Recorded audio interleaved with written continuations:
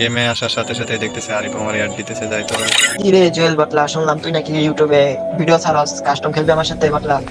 আরে নোবরা শালা, কাস্টম খেলি, তোর দম থাকলে কাস্টম চ্যালেঞ্জ। আরে ভাই কি বলো তুমি? আচ্ছা খোলো দেখি কাস্টম পারি কিনা তোমার সাথে।